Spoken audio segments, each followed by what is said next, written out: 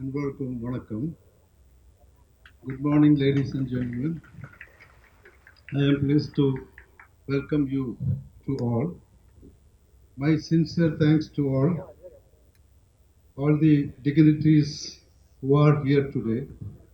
The Joy Alucas Foundation was started in 2009 and believes in giving back to society. Today is not just a ceremony, it is a celebration of hope and new beginning. A home is more than building. It is where families live and dreams glow.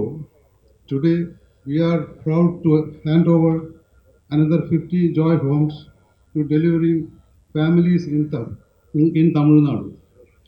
To the families receiving homes today, we wish you joy and a bright future. Together, we are not just building homes, we are building a better tomorrow. Thank you. And I am going to speak some Malayalam words.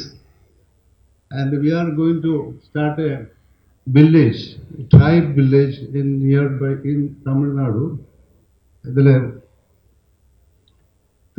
തിരുമൽമൂട്ടി എന്ന സ്ഥലത്താണ് ഞങ്ങൾ പറയുന്നത് 110 villages, one village for tribes.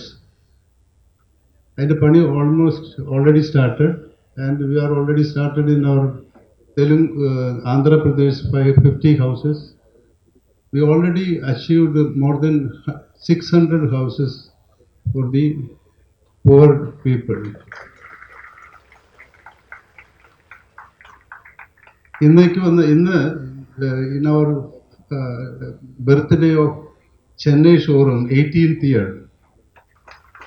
Today is the 18th year day for Chennai, our Prashant Tower building. Thank you. And ഇതാണ് എനിക്ക് പറയാനുള്ളത്. Thank you all. Thiru Joy sir அவர்களே, madam jolly அவர்களே, நல்லி குப்புசாமி செட்டியார் அவர்களே, பாரதி பாஸ்கர் அவர்களே, பிரசாந்த் அவர்களே, கல்யாணமாலை அவர்களே, தமிழ் திரைப்பட தயாரிப்பாளர் சங்கத்தின் செயலாளரும் ப்ரொடியூசர், ஆக்டர், டைரக்டருமான 5 ஸ்டார் கதிரேசன் அவர்களே, தயாரிப்பாளர் சம்பத் அவர்களே, டைரக்டர் சரண் அவர்களே, அவரும் படம் எடுத்திருக்காரு, நடிகர் தயாரிப்பாளர் ஆர்.கே. சுரேஷ் அவர்களே, தேவயானி அவர்களே, மற்றும் இங்கே குழுமிருக்கும் அனைத்து டிக்னிட்டரிஸ்க்கும் 50 வீடுகளை வாங்கப் போகும் அதிர்ஷ்டசாலிகளுக்கும் எனது பணிவான வணக்கங்கள்.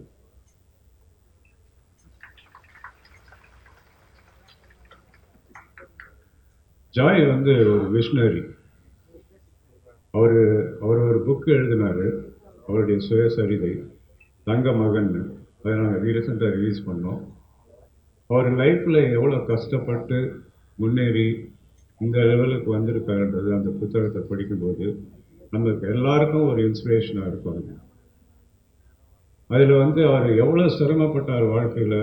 இங்கேருந்து துபாய்க்கு போய் அங்கே எவ்வளோ அந்த டைம்லேயும் ஒரு சின்ன வார் இருந்தது, அதெல்லாம் ஸ்ட்ரகிள் ஆகி திரும்பி இன்றைக்கி இந்த நிலைமையில் இவ்வளோ பெரிய நிலைமை. அதாவது உலகத்தில் 200 store rooms throughout the world. இங்கே தமிழ்நாடு, இந்தியா மட்டுமில்ல, உலகத்தில் இருக்கிற எல்லா கண்ட்ரீஸ்லையும் ஜாய் அலுகாஸ் ஸ்டோர் இருக்குது.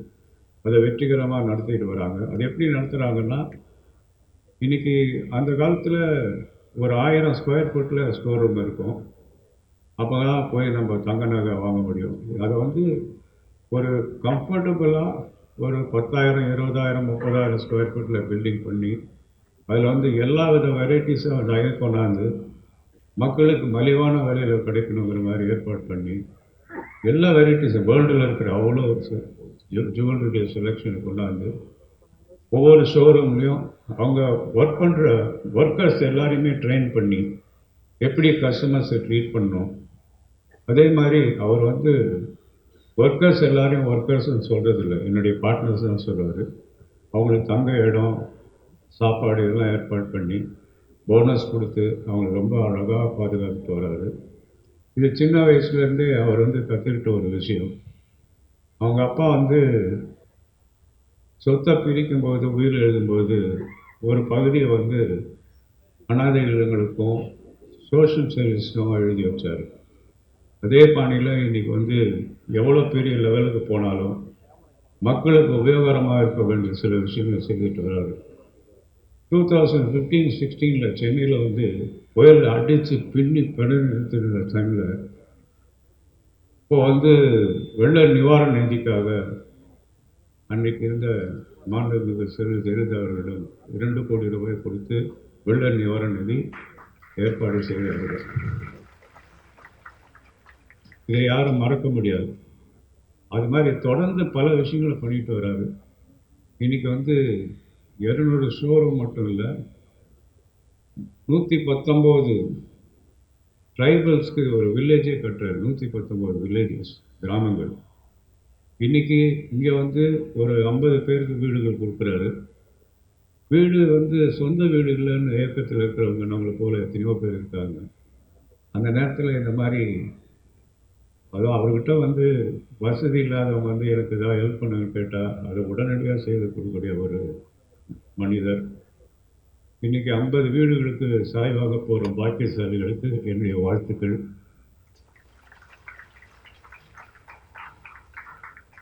வீடுங்கிறது ஒரு வரப்பிரசாதம். அந்த வரப்பிரசாதம் இன்றைக்கி உங்களுக்கெல்லாம் கிடைக்க போகுது. இந்த நிகழ்ச்சிக்கு என்னை அழைத்து இங்கே பேச வைத்ததற்கு எல்லாருக்கும் நன்றி. வணக்கம். மேடையில் அமர்ந்திருக்கும் என் அன்பான சேட்டா ஜாய் அவர்களுக்கும், ஜாய் ஃபவுண்டேஷன் தலைவி திருமதி ஜாய் அவர்களுக்கும், பத்மபூஷன் ஐயா நல்லி சார் அவருக்கும், அண்ட் இந்தியன் ஆப்ரேஷன்ஸை பார்த்துட்ருக்க மிஸ்டர் தாமஸ் அவர்களுக்கும், முக்கியமாக மேடம் பாரதி பாஸ்கர் மேடம் அவர்களுக்கும், இங்கே வந்திருக்க கல்யாணமாலை சார் அவர்களுக்கும், என்னோட அங்கமாக இருக்க இப்போ புதுசாக ஒரு படம் பண்ணிகிட்டு இருக்கோம், அதுலேருந்து என்னுடைய ஃபேமிலி இங்கே வந்திருக்காங்க. முக்கியமாக Kathiresan sir, 5 star Kathiresan sir அவர்களுக்கும், என்னோட சகோதரர் திரு ஆர்கே சார் அவர்களுக்கும், அவரோட துணையவர்களுக்கும், மேடம் உங்களை எப்படி சொல்லலாம் உங்களுக்கும், அண்ட் என்னுடைய டைரக்டர் திரு சரண் சார் அவர்களுக்கும், மயங்கோபி சார் அவர்களுக்கும், இன்னொரு ஒரு அழகான ஒரு நடிகர் உங்களுக்கும், அண்ட் ஜாய் சார் நாளே ஜாய் சார் மட்டும் இல்லை, அவருடைய அடியில் இருக்க ஒவ்வொருத்தருமே ஜாய் என்றாலே நீங்கள் தான், people who work under him, உங்களுக்கும், அண்ட் ரொம்ப ரொம்ப முக்கியமாக பத்திரிகை நண்பர்களுக்கும் ஊடக நண்பர்களுக்கும் அனைவருக்கும் வணக்கம். இன்றைக்கி ஒரு ரொம்ப ஸ்பெஷலான நாள். ஏற்கனவே சொன்ன மாதிரி it is the 18th birthday of the Chennai showroom. ரொம்ப ஸ்பெஷலான நாள். இந்த ஸ்பெஷலான நாளில் வந்து ஒரு அருமையான ஒரு விஷயம் நடக்குதுன்னா, ஒரு நல்ல ஒரு பழமொழி இருக்குது, வீடு கட்டிப்பார் கல்யாணம் பண்ணிப்பாருன்னு. கல்யாணம் பண்ணிப்பாருன்னா திரும்பி நம்ம ஜாய்கிட்ட தான் வரும். அது எல்லாம் தெரிஞ்சோம். கல்யாணம் பண்ணும்போது என்ன நகை எல்லாம் சொல்லிட்டு ஜாய்கிட்ட தான் வரும். பட் வீடு கட்டிப்பாருன்னா அதுக்கும் இப்போ வந்து ஜாய் ஃபவுண்டேஷன்லேருந்து, ஜாய் ஹோம்ஸ்லேருந்து அவங்க ரொம்ப கஷ்டப்பட்டு உங்களுக்கு வீடே இருக்காது, நிலம் இருக்காதுன்னு சொல்கிற ஒரு 50 குடும்பங்களுக்கு ஒரு தரமான ஒரு அருமையான ஒரு வீடை கொடுத்து, எனக்கும் ஒரு வீடு இருக்குன்னு சொல்கிறது வந்து, இப்போ அவங்க ஒரு நல்ல லைன் சொன்னாங்க, அதான் வீடு என்பது ஒரு ப்ரிவிலேஜ் கிடையாது, வீடு என்பது ஒரு ரைட்டுன்னு. ஸோ அவங்களுக்கும் எனக்கு வீடு இருக்கிற ரைட்டை கொடுத்ததுக்கு முதல்ல திரு ஜாய் சாருக்கும் அவர் துணையார் திரு ஜுவலைக்குடைய நன்றிகளும். ஏன்னா இன்னைக்கு வந்து ஒரு 50 குடும்பங்கள் வந்து எனக்கும் ஒரு வீடு சொல்லிருக்குன்னு சொல்லும்போது அது இவ்வளோ பெரிய சந்தோஷம். நம்ம எல்லாருமே பார்த்தோம். அதாவது ஜாய் ஃபவுண்டேஷனில் பார்த்தீங்கன்னா வீடு மட்டும் இல்லாமல் கேன்சர் இன்ஸ்டியூட்டாக இருக்கட்டும், மக்களுக்கு எங்கெங்கே பிரச்சனை இருக்கோ அவங்களால என்னென்ன பண்ண முடியுமோ ரொம்ப அருமையாக எவ்வளோ தூரம் அது அவன் சாதனை இந்த கையில் வாங்கி இந்த கை தர்றது வந்து யாரும் தெரியக்கூடாதுன்னு சொல்லுவாங்க. அந்த மாதிரி நிறைய விஷயங்கள் இங்கே காமிச்சது ஜஸ்ட் கொஞ்சம் தான். ஏராளமான இப்போ நிறைய பேர் ஹெல்ப் பண்ணிக்கிட்டு அந்த ஜாய் ஃபவுண்டேஷன் மூலமாக ஒரு பொது மக்களுக்கு ஒரு சேவையாக செஞ்சு அதை எந்த ஒரு எதிர்பார்ப்பு இல்லாமல் பண்ணுறது வந்து மிகப்பெரிய விஷயம். எப்பயுமே நான் எல்லா ஃபங்க்ஷனும் சொல்கிறது வந்து ஜாய் சேட்டா வந்து he's a visionary, he's an example. அதாவது நம்ம வந்து குழந்தைங்களுக்கு வந்து காமிப்போம், இப்போ இவர் மாதிரி வரணும் அவர் மாதிரி வரணும்னு. இன்றைக்கி வந்து ஜாய் சார் அது மாதிரி இருக்கார். அதாவது ஒரு தனித்தனிமையாக வந்து எந்த ஒரு சப்போர்ட் இல்லாமல் இன்னைக்கு ஒரு எம்பையரை கட்டி இப்போ அவர் மட்டும் ஜாலியாக இல்லாமல் அவரோட குடும்பம் மட்டும் இல்லாமல் ஸ்டாஃப் மட்டும் இல்லாமல் மக்களுக்கும் திருப்பி கொடுக்குறது நினைக்கும் போது ரொம்ப ரொம்ப சந்தோஷமாக இருக்குது. Thank you Thiru ஜேட்டா, thank you, it's wonderful. And இது ஜஸ்ட் அ ஸ்டார்ட் தான், ஜஸ்ட் அ ஸ்டார்ட். இன்னும் ஒரு 5 வருஷத்தில் பார்த்தீங்கன்னா என்டையர் இந்தியாவிலே வந்து ஜாய் எல்லாம் எங்கெங்கெல்லாம் பேர், அதாவது நம்மளுக்கு வந்து சந்தோஷம் என்ன சொல்லுவோம், வாழ்க்கையில் என்ன வேணும், சந்தோஷம் வேணும்னு சொல்லுவோம். அந்த சந்தோஷமே இவர் மூலமாக வருதுன்னு நினைக்கும் போது இட்ஸ் அகேன்ஸ் ஃபென்டாஸ்டிக். தேங்க்யூ சேட்டா. ஸோ விஷ் யூ அந்த காடோட எல்லா பிளெஸ்ஸிங்ஸும் உங்கள் ஃபேமிலிக்கும் உங்களுக்கும் நம்ம ஸ்டாஃப்க்கு எல்லாருக்குமே ஒவ்வொருத்தருக்குமே ஜாய்லகா ஸ்டோர் வேலை சரி ஒவ்வொரு ஸ்டாஃப்மே எல்லாருக்கும் வந்து all your blessing should from God should be blessed upon you and thank you so much for the wonderful initiative. God bless you.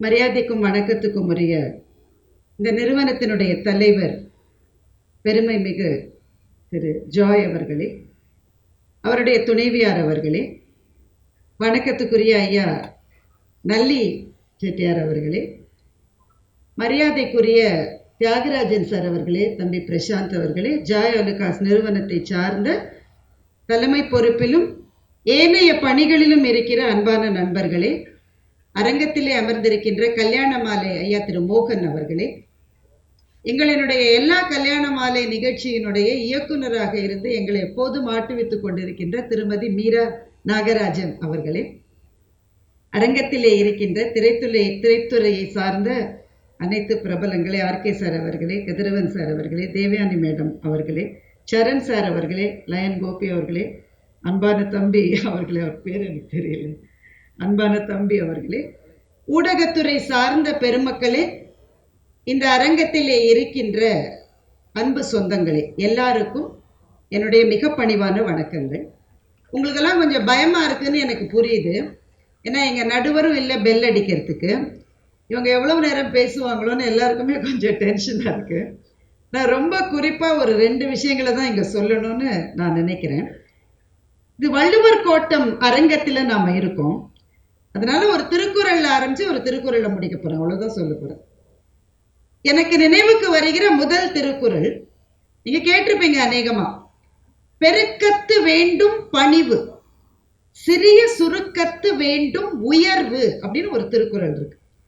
என்ன பொருள்னா, இப்ப நல்லா வளர்ந்து பெரிய அதிகாரத்திலேயோ வசதியிலையோ இருக்கிற போது பணிவாதான் இருக்கணும் அப்படின்னு சொல்லிட்டு அடுத்த லைன்ல வள்ளுவர் என்ன சொன்னார்னா, ஆனா வளர்ந்து வர்றாங்க இல்ல, அப்ப என்ன வேணும்னா அப்பவும் மனசுல பணிவு வேணும், ஆனா கொஞ்சம் உயர்வு, நான் கூட பெரிய ஆள் தான் அப்படின்னு சொல்லணும். சொல்லலைன்னா என்ன ஆகும், உங்க எல்லாருக்கும் தெரியும், ஏறி மிதிச்சிருவாங்க. எனக்கு ரொம்ப பிடிச்ச குறள் அது. சார் அவர்கள் எழுதிய தங்க மகன் அந்த புத்தகத்தை பத்தி தியாகராஜன் சாரும் மென்ஷன் பண்ணாங்க. அது படிக்காதவங்க கொஞ்சம் தயவு செஞ்சு படிங்க. அது வாழ்க்கையை பற்றி சில பார்வைகளை அது கொடுக்கும். அந்த புத்தகத்தை படிக்கிற போதுதான் சாரை பற்றி அந்த வாழ்க்கையை பற்றி எனக்கு ஒரு அறிமுகம் கிடைச்சது. நான் இப்ப சொன்ன 2மே அதுல இருந்தது. பணிவு என்பதை நீங்களே இங்க பாத்தீங்க. ஒரு நிகழ்ச்சி, அது அவருடைய நிகழ்ச்சி, 50 பேருக்கு வீடு வழங்கப்பட இருக்கிறது. மேடம் வந்து தலைவராக இருக்கிற ஃபவுண்டேஷன்ல என்னென்னலாம் செய்யறாங்கன்னு நம்ம ஏற்கனவே அந்த ஏவியில பார்த்தோம். அப்படி இருக்கிறவங்க குறைஞ்சது ஒரு 25 நிமிஷமாவது பேச வேணாம். ஒரு 2 நிமிஷத்துல பேசி முடிச்ச ஒரே சேர்மன் எனக்கு தெரிஞ்சு அவர் தான். அந்த அளவு. என்ன இவ்வளவு கம்மியா கேட்டுட்டு இருக்கீங்க? எனக்கு இல்லை, இது அவருக்கு. பணிவு என்பதே அவர். ஏன்னா வளர்ந்து வருகிற சூழலில் இது நமக்கு தெரியும். அதற்கு முன்னாடி ஒரு நிகழ்ச்சியை தங்க மகன் புத்தகத்துல எழுதியிருக்கார். ரொம்ப சீக்கிரமா அதை சொல்ல போறேன். சார் வந்து அப்பவுமே ஒரு தொழிலதிபர் தான். ஆனா இந்த அளவு பிரம்மாண்டமான வளர்ச்சி அடைவதற்கு ஒரு 2-3 ஸ்டேஜ் முன்னாடின்னு வச்சுக்கோங்களேன். அப்ப துபாயில இருந்திருக்காரு. ஒரு ஃப்ரெண்டை பார்க்கறதுக்காக ரோல்ஸ் ராய்ஸ் ஷோரூம் வாசல்ல மீட் பண்ணலாம்னு சொல்லியிருக்காங்க. அப்படி சொல்லுவாங்க தானே, இந்த ஷோரூம் வாசல்ல மீட் பண்ணலாம் பாரு. சார் வந்து கொஞ்சம் முன்னாடியே போயிட்டாரு. அந்த ஃப்ரெண்டு கொஞ்சம் லேட்டா வர்றாரு. சரி சும்மா தானே நிக்கிறோம்னு சொல்லி அவர் அங்க இருக்கிற ஒரு ரோல்ஸ் ராய்ஸ் காரை போய் இவர் பார்த்திருக்காரு. நிக்கிற நேரத்துல பார்க்கலாம்னு சொல்லி அந்த ஷோரூம்ல இருந்த ஒரு சகோதரர், ஒரு சிப்பந்தி இவர்கிட்ட வந்து சொல்லியிருக்காரு, வாங்க போறியா இல்ல, வாங்குறவங்க தான் பார்க்கணும், வாங்காதவங்க அங்க நிக்கணும், அங்க போய் நில்லு அப்படின்னு சொல்லியிருக்காரு. இவரும் வெளியில வந்துட்டாரு. அவர் தேடி வந்த நண்பர் வந்துட்டார். சாரி லேட் ஆயிருச்சு. இவர் சொன்னாரா, நம்ம சந்திக்கிறதுக்கு முன்னாடி ஒரு சின்ன வேலை இருக்கு. என்ன வேலை? ஷோரூம்குள்ள போய் ஒரு கார் வாங்கணும்னு இவர் சொல்லியிருக்காரு. ஷோரூம்குள்ள போய் அதே கார், எந்த காரு இவர் பக்கத்துல நின்று பார்த்தப்போ அதெல்லாம் தொட்டு பார்க்க கூடாது, வெளியில போன்னு சொன்ன அதே காரு, அது வேணும்னு சொல்லியிருக்காரு. அது ஷோரூம் பீஸ், அதுதான் வேணும் என்று சொல்லி, அது மாத்திரமல்ல அந்த சிப்பந்தி அவரே வந்து எனக்கு கொஞ்சம் இதை முடிச்சு கொடுக்க சொல்லுங்கன்னு கேட்டிருக்காரு. அப்ப அந்த சிப்பந்தியினுடைய முகம் எப்படி இருக்கும்னு எனக்கு தெரியல, அவரும் எழுதல அதை பத்தி. ஆனா கிளைமேக்ஸ் இனிமே தான் இருக்கு. அந்த காரை வாங்கிட்டாரு. வாங்கிட்டு என்ன செய்யறது? அவருக்கு ஒன்றும் கார் தேவையில்லை, அந்த நேரத்துல வாங்கினதுதான். அவருக்கு அவருடைய அந்த மார்க்கெட்டிங் உத்தியில ஒண்ணு தோணி இருக்கு. ஜாய் அலுகாஸ்ல நகை வாங்குறவங்களுக்கெல்லாம் ஒரு ராஃபில், அதாவது ஒரு குலுக்கல் இது நடத்தி அதுல வெற்றி பெறுபவர்களுக்கு ஒரு ரோல்ஸ் ராய்ஸ் கார் பரிசுன்னு அறிவிச்சிட்டார். அறிவிச்சதோட இல்லாம அந்த காரை அங்கேயே நிறுத்தி அந்த காரோடைய முகத்துல இதுதான் குலுக்கலில் கிடைக்க போகிற பரிசு அப்படின்னு பெரிய ஸ்டிக்கர் ஒட்டிட்டார். அப்ப நிறைய பேர் வந்து அந்த காரை தொட்டு தொட்டு பார்த்திருப்பாங்க. ஆனா தள்ளி போன்னு யாரும் சொல்லிட முடியாது. அப்போ இதற்கு பிறகுதான் சூப்பர் கிளைமேக்ஸ். இதை இவர் செய்த பிறகு ரோல்ஸ் ராய்ஸ் நிறுவனம் ஒரு திட்டத்தை கொண்டு வந்தாங்க. என்னன்னா, அவங்கள்ட்ட கார் வாங்குறவங்களோட அவங்க ஒரு அக்ரிமெண்ட் போட்டாங்க. நான் வாங்குகிற காரை குலுக்கல் முறையில் வெற்றி பெற்றவருக்கு பரிசு என்று அறிவிக்க மாட்டேன்னு சொல்றவங்களுக்கு தான் ரோல்ஸ் ராய்ஸ் கார். இப்ப அந்த குரலை திரும்ப சொல்றேன் பாருங்க. பெருக்கத்து வேண்டும் பணிவு, சிறிய சுருக்கத்து வேண்டும் உயர்வு. உயர்வுன்னா அந்த இடத்துல நிமிர்வுன்னு அர்த்தம். நீ என்ன நீ எல்லாம் பெரிய ஆளா என்று சொல்லுகிறவர்களின் எதிரில், அதுவும் குறிப்பா நாம இந்தியர்கள் தென்னிந்தியர்கள் இதெல்லாம் கொஞ்சம் ஜாஸ்தியாவே வரும். அந்த இடத்திலே நிமிர்வு இருக்க வேண்டும். ஆனால் வாழ்க்கையில் உயர்ந்த பிறகு பணிவு இருக்க வேண்டும் என்பதற்கு ஒரு உதாரணமாக இருக்கிற அவருக்கு உங்கள் அத்தனை பேரின் சார்பிலும் என்னுடைய பாராட்டுதல்களையும் வணக்கத்தையும் தெரிவித்துக் கொள்கிறேன். 2வது விஷயம், இங்க ஃபவுண்டேஷன் செய்யற நிறைய விஷயம், ரொம்ப குறிப்பா கேன்சர் நோயாளிகளுக்கும் மற்ற நோயாளிகளுக்குமான உதவிகள். இப்போ உதவி செய்வது என்பது வந்து ரொம்ப நல்ல விஷயம். ஆனா உதவி செய்வதற்கு எனக்கு ஒரு கடமை இருக்கிறதுன்னு வர்ற எண்ணம் இருக்கு பாருங்களேன், அது ரொம்ப அரிதினும் அரிது. நிறைய பேர் கேரளாவை சேர்ந்தவங்க, அதனால சீக்கிரமா ஒரு கதை சொல்றேன். குருவாயூரப்பன் கோவில்ல நடந்ததா சொல்லுவாங்க. குருவாயூரப்பனுக்கு ஒரு பக்தர் வந்து 2 வாழைப்பழத்தை கொடுத்துட்டு படைச்சிட்டு போயிட்டாரு. ஒரு ஏழை பையன், பசி அவனுக்கு, உள்ள ஓடி வந்து 2 பழத்தை தூக்கிட்டான்.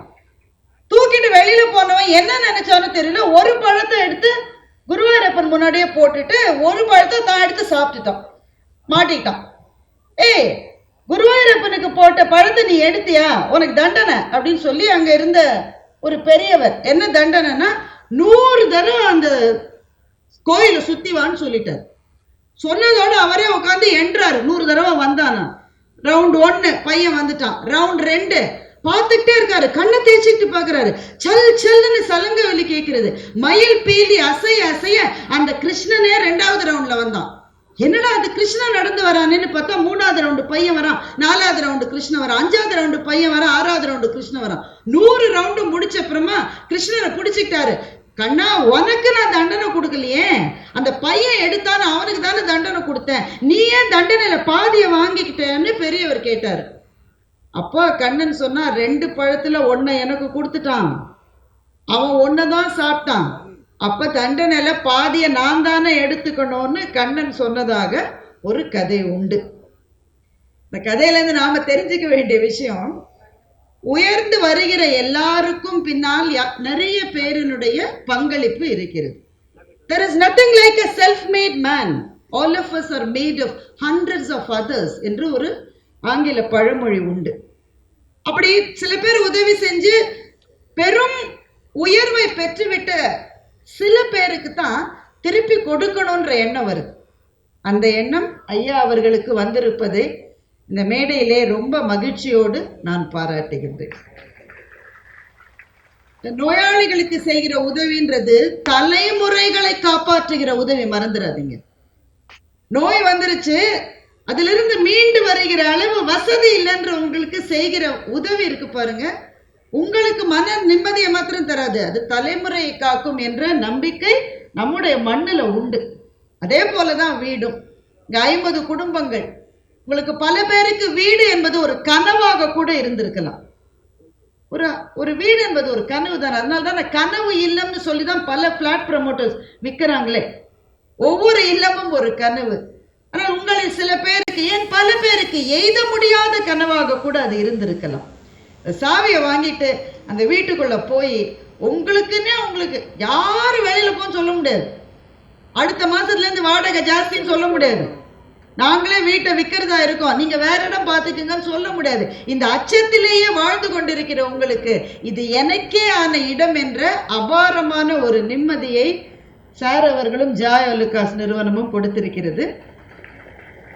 நீங்கள் பெறப்போகிற வீடுகளில் எல்லா நலன்களோடும் மன நிம்மதியோடும் ஆரோக்கியத்தோடும் நீங்கள் அனைவரும் வாழ்வதற்கான என்னுடைய பிரார்த்தனையை தெரிவித்துக் கொள்கிறேன்.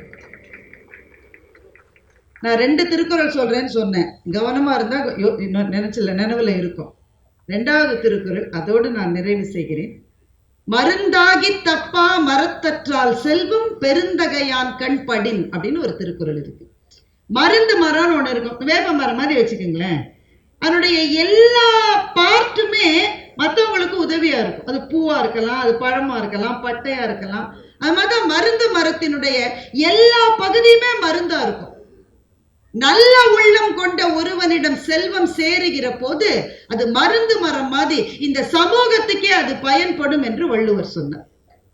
ஒரு மருந்து மரம் நம்முடைய வீட்டுல வளர்ந்தா எப்படி பல பேரினுடைய நோயை தீர்க்குமோ, பல பேரினுடைய கவலையை போக்குமோ, பெருந்தகையான் என்ற சொல்லை வள்ளுவர் பயன்படுத்துகிறார். நெஞ்சிலே கருணை உடையவர்னு அர்த்தம். நெஞ்சிலே கருணை உடைய ஒருவருக்கு இந்த மாதிரியான மற்றவர்களுக்கு கொடுக்க வேண்டும் என்ற எண்ணம் வருகிற போது ஒரு சமூகமே பயன்படுகிறது. அந்த திருக்குறளுக்கு இலக்கணமாக இருக்கிற சாருக்கு திரும்பவும் என்னுடைய நன்றியை சொல்லுகின்றேன். நம்ம சுத்தி கொஞ்சம் பாருங்களேன், இங்க பாரு போர்ச்சூழல், ஒவ்வொரு நாளும் கெட்ட செய்தி தான் வருது. போனை திறக்கிறதுக்கே பயமா இருக்கு. பள்ளிக்கூடத்தின் மீது குண்டுகள் வீசப்படுகின்றன. இதுக்கும் எனக்கும் சம்பந்தமே இல்லடா அப்படின்னு சொல்ற நாட்டிலாம் போய் விழுதுது. அடுத்த நிமிடம் என்பது கொஞ்சம் கூட நிச்சயமே அல்ல என்ற சூழலில் செய்திகளை வாங்கி கொண்டிருக்கிற நமக்கு இன்றைய தினம் ஒரு நல்ல தினம். ரொம்ப நாள் கழிச்சு ஒரு நல்ல செய்தி வந்திருக்கு. ஒருவர் 50 பேருக்கு வீடுகள் தரப்போகிறார் என்ற நல்ல செய்தியை கேட்கிற போது இன்னமும் இந்த மண்ணில் அறமும் தர்மமும் கருணையும் வாழ்கிறது என்ற நம்பிக்கையை நமக்குள்ளே திரும்பவும் துளிர்விட செய்திருக்கின்ற தலைவர் ஜாய் ஐயா அவர்களுக்கும், இந்த விஷயம் எதுவுமே வீட்டுக்காரம்மாவனுடைய சப்போர்ட் இல்லாம பண்ண முடியாதுங்க. அவங்களுடைய உற்ற துணை இருந்தால்தான் மற்றவர்களுக்கு கொடுப்பது என்பது சாத்தியமாகும். அதனால் அந்த கருணை நெஞ்சத்துக்கு சொந்தமான திருமதி ஜாய் அவர்களுக்கும், இங்கே வந்து சிறப்பித்திருக்கிற உங்கள் அத்தனை பேருக்கும், திரும்பவும் இந்த வீடுகளை பெறப்போகிற பயனாளிகளுக்கும் என்னுடைய வாழ்த்துக்களை சொல்லி இந்த நல்ல வாய்ப்புக்கு நன்றி சொல்லி முடிக்கிறேன். வணக்கம். எல்லாருக்கும் நமஸ்காரம். கிட்டத்தட்ட நான் மனசில் இதெல்லாம் பேசலாம்னு நினச்சது பூரா பேசிட்டாங்க. இருந்தாலும் எனக்கு 2 விஷயம் சொல்லணும்னு தோன்றுறது. அவர் சொன்னார், தியாகராஜன் சார் பேசும்போது தங்கமகன் புஸ்தகத்தை பற்றி சொன்னார். நான் புஸ்தகம் வெளியிட்டுக்கு அங்கே வந்திருந்தேன், ஐடிசி கிராண்ட் சோலாவில். அப்போ பாரதி பாஸ்கருக்கு வந்திருந்தாங்க. அந்த புஸ்தகம் படித்தேன். அதாவது ஒரு ஸ்டூடெண்ட் வந்து பள்ளிக்கூட புஸ்தகத்தை எப்படி படிப்பான்னு அப்படி தான் படித்தேன். அது அவ்வளோ விஷயம் ஞாபகம். நான் குறிப்பிட்டு ஒன்று மனசை தொட்ட விஷயம் மட்டும் சொல்லணும்னு ஆசைப்பட்றேன். முதல்ல இந்த மாதிரி வியாபாரம் செய்யணும்னா மிடில் ஈஸ்ட்டு அதுக்கு தகுந்த இடம்னு சொல்லிட்டு மனசில் தீர்மானம் பண்ணிக்கிறார். அவரை வந்து நீங்கள் யாரும் தெரியாது அங்கே போய் இறங்குறார், அதில் எழுதுறார், நான் இறங்கி நடந்துட்டுருக்கேன் அந்த பாலைவன பிரதேசத்தில், யாரையும் தெரியாது, ஒத்தையும் தெரியாது, எங்கே போய் எங்கே தங்க போகிறோம், யாரும் ஹெல்ப் பண்ண போகிறோம், அப்படி தான் ஆரம்பிக்கிறது. அப்புறம் இன்றைக்கி 200 கடைகள் வரைக்கும் வந்திருக்கு. இப்போ வாழ்க்கையில் முன்னேறணும்னு நினைக்கிறவங்க சுயமாக தொழில் செய்யணும்னு நினைக்கிறது இது பாடப்புஸ்தகமாக்கணும், இல்லைன்னா அவங்களுக்கு கிஃப்டாக கொடுக்கணும், இது படிப்பா அப்படின்னு சொல்லிட்டு.